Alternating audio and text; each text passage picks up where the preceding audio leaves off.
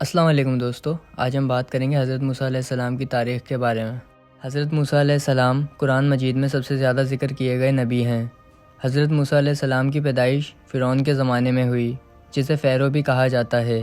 دین اسلام میں موسیٰ علیہ السلام سے محبت اور احترام کیا جاتا ہے، کیونکہ وہ نبی اور رسول بھی ہیں۔ مسلمان اللہ تعالیٰ کے تمام رسولوں اور ان پر نازل ہونے والی مقدس کتابوں پر ایمان رکھتے ہیں۔ قرآن پاک میں حضرت موسیٰ علیہ السلام کا زیادہ تر ذکر کیا گیا ہے، اور ان کی کہانی قرآن پاک کے کئی ابواب میں موجود ہے۔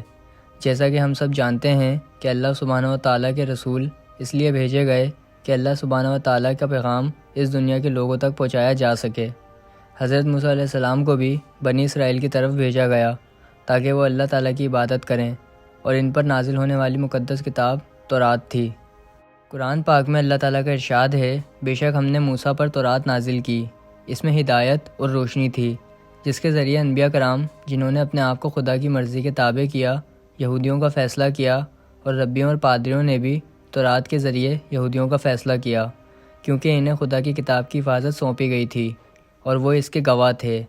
اللہ تعالیٰ فرماتا ہے کہ قرآن میں موسیٰ اور فرعون کا قصہ حق ہے، یہ سیاسی سازش اور جبر کی کہانی ہے جس کی کوئی حد نہیں تھی۔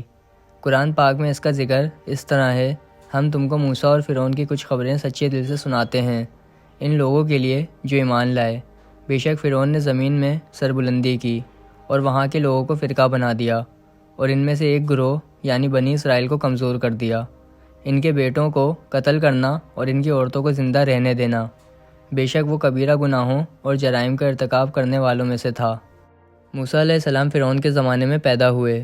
اس وقت فرعون زمین پر غالب تھا۔ وہ اتنا ناقابل یقین حد تک طاقتور تھا کہ اس نے اپنے آپ کو دیوتا کہا، اور کوئی بھی اس سے اختلاف نہیں کر سکتا تھا۔ اس نے لوگوں کے درمیان تفریق قائم کی، لوگوں کو گروہوں اور قبیلوں میں تقسیم کیا اور ایک دوسرے کے خلاف کھڑا کیا۔ یہودیوں یعنی بنی اسرائیل کو مصری معاشرے کے نچلے درجے پر ڈال دیا۔ وہ غلام اور نوکر تھے۔ موسیٰ علیہ السلام کا خاندان بنی اسرائیل میں سے تھا۔ حضرت موسیٰ علیہ السلام کی ولادت سے کچھ عرصہ قبل فرعون کو بتایا گیا کہ بنی اسرائیل سے جلد ہی ایک لڑکا پیدا ہونے والا ہے، جس کے ہاتھوں فرعون کی سلطنت تباہ ہو جائے گی۔ یہ سن کر ظالم بادشاہ نے اپنے سپاہیوں کو حکم دیا کہ بنی اسرائیل میں پیدا ہونے والا ہر لڑکا قتل کر دیا جائے۔ فرعون کے سپاہی وقتاً فوقتاً بنی اسرائیل کے گھروں کی تلاشی لیتے رہے تاکہ فرعون کے حکم کی تعمیل کر سکیں۔ موسیٰ علیہ السلام کی والدہ نے ان کے لیے ایک منصوبہ تیار کیا تھا۔ جب اس نے سپاہیوں کی آواز سنی تو موسیٰ علیہ السلام کو اپنی ٹوکری میں نکال کر اپنے گھر کے عقب میں دریائے نیل میں بٹھا دیا۔ قرآن پاک میں اس کا ذکر ان الفاظ میں ہے، پس ہم نے موسیٰ کی والدہ کو یہ وحی بھیجی کہ اپنے بچے کو دودھ پلاؤ، لیکن جب تمہیں اس کا خوف ہو تو اسے دریا میں ڈال دو، لیکن نہ ڈرو اور نہ غمگین ہونا، اسے آپ کی طرف لوٹا دیں گے اور ہم اسے اپنے رسولوں میں سے بنائیں گے۔ وہ ٹوکری جس میں حضرت موسیٰ علیہ السلام کو ان کی والدہ نے ڈالا تھا، وہ تیرتے ہوئے فرعون کے محل کی طرف چلی گئی، جہاں اس کے آدمیوں نے مچھلی پکڑی اور بچے کو اپنے پاس لے آئے۔ اس نے اسے فوراً قتل کرنا چاہا، اس شبے میں کہ یہ بنی اسرائیل کا بچہ ہو سکتا ہے، لیکن اس کی بیوی آسیہ نے جو ایک نیک عورت تھی اسے ایسا کرنے سے روک دیا۔ ان کے اپنے بچے نہیں تھے، اس لیے اس نے اسے بچہ گود لینے کو کہا۔ فرعون نے اپنی بیوی آسیہ کی درخواست مان لی اور پھر روتے ہوئے بچے کو کھانا کھلانے کے لیے کچھ عورتوں کو بلایا۔ اس کے باوجود بچے نے ان تمام عورتوں سے دودھ دینے سے انکار کر دیا جو اسے دودھ پلانے کے لیے آئی تھیں، سوائے اس کی اپنی ماں کے۔ اس طرح اللہ تعالیٰ نے ماں اور بچے کو فرعون کے محل میں دوبارہ ملا دیا، جو اس کے بیٹے کا سب سے بڑا دشمن تھا۔ حضرت موسیٰ علیہ السلام فرعون کے گھر میں پلے بڑے تھے اور ریاستی امور سے واقف تھے۔ کچھ عرصہ بعد حضرت موسیٰ علیہ السلام مدین گئے، جہاں حضرت شعیب علیہ السلام کی بیٹی صفورہ سے شادی کی۔ مدین میں کچھ عرصہ قیام کے بعد آپ واپس مصر چلے گئے۔ سخت سردی کی رات میں مصر کی طرف جاتے ہوئے حضرت موسیٰ علیہ السلام اور ان کی اہلیہ جو راستے سے بھٹک گئے تھے، دور سے انہوں نے ایک آگ دیکھی۔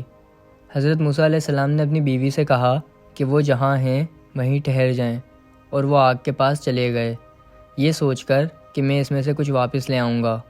جب موسیٰ علیہ السلام آگ کے قریب پہنچے تو دیکھا کہ ایک سبز درخت سے شعلے نکل رہے ہیں، لیکن وہاں کوئی موجود نہیں تھا۔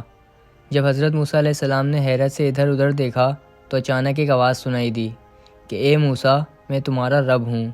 آواز نے پھر ان سے کہا کہ اپنی لاٹھی زمین پر پھینک دو۔ ایک دم ان کی لاٹھی سانپ میں بدل گئی جس نے آپ کو خوف زدہ کر دیا۔ اس کے بعد موسیٰ علیہ السلام کو حکم دیا گیا کہ وہ بغیر کسی خوف کے سانپ کو اٹھا لیں، اور انہوں نے ایسا ہی کیا۔ وہ واپس لاٹھی میں تبدیل ہو گیا، اور پھر انہیں کہا گیا کہ اپنا ہاتھ اپنی بغل کے نیچے رکھو۔ جب انہوں نے اسے دوبارہ نکالا تو ان کا ہاتھ سورج کی طرح چمک رہا تھا۔ خدائی آواز نے ان سے کہا کہ اے موسیٰ، یہ تمہارے رب کی 2 بڑی نشانیاں ہیں۔ فرعون اور اس کی قوم کے پاس واپس جاؤ اور انہیں اپنے رب کی طرف بلاؤ۔ اللہ تعالیٰ کی طرف سے یہ نشانیاں ملنے کے بعد موسیٰ علیہ السلام فرعون کے پاس گئے اور اس سے کہا کہ وہ اللہ تعالیٰ کے رسول ہیں، اس کے لیے ان کے پاس دلائل ہیں۔ موسیٰ علیہ السلام نے اپنی لاٹھی زمین پر پھینکی اور وہ سانپ میں تبدیل ہو گئی۔ اس معجزے نے فرعون کو خوف زدہ کر دیا اور وہ مشورے کے لیے اپنے وزیروں کی طرف متوجہ ہوا۔ انہوں نے اسے بتایا کہ حضرت موسیٰ علیہ السلام صرف ایک اچھے جادوگر تھے اور ان کے اپنے جادوگر آسانی سے ایسی چالیں کر سکتے ہیں۔ اس کے بعد فرعون نے تمام بڑے جادوگروں کو اپنے دربار میں بلایا تاکہ وہ بھی وہی چالیں کریں جو موسیٰ علیہ السلام نے کی تھیں۔ جب انہیں بتایا گیا کہ کیا کرنا ہے تو وہ پریشان نہیں ہوئے۔ انہوں نے رسی کے ٹکڑے زمین پر پھینکے اور یہ رسیاں سانپوں کی طرح ہلنے لگیں۔ لیکن جب حضرت موسیٰ علیہ السلام نے اپنا عصا نیچے پھینکا تو ان کے سانپ نے رسی کے تمام ٹکڑے کھا لیے۔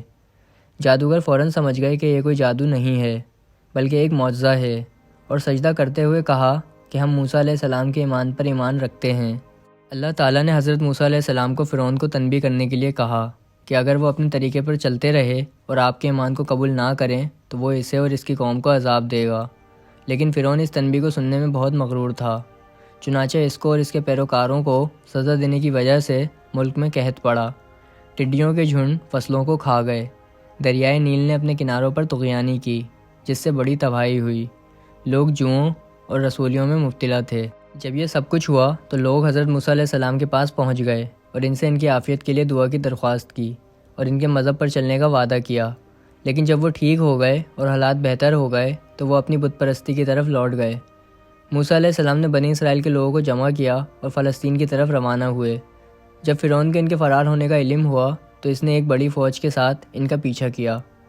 جب موسیٰ علیہ السلام بنی اسرائیل کے لوگوں کے ساتھ بحیرہ احمر پر پہنچے تو فرعون کو ان کی طرف آتے دیکھا اور یقین کر لیا کہ وہ قتل ہونے والے ہیں۔ اس کے باوجود حضرت موسیٰ علیہ السلام نے اپنی لاٹھی سے سمندر کے پانیوں کو مارا اور پانی الگ ہو کر خشک راستہ بنا۔ لوگ بحفاظت گزر گئے۔ فرعون نے راستہ دیکھا تو اپنے لشکر کے ساتھ سمندر میں داخل ہو گیا، لیکن جب وہ سمندر کے بیچ میں تھا تو اچانک پانی اس کے اور اس کے آدمیوں کے گرد بند ہو گیا۔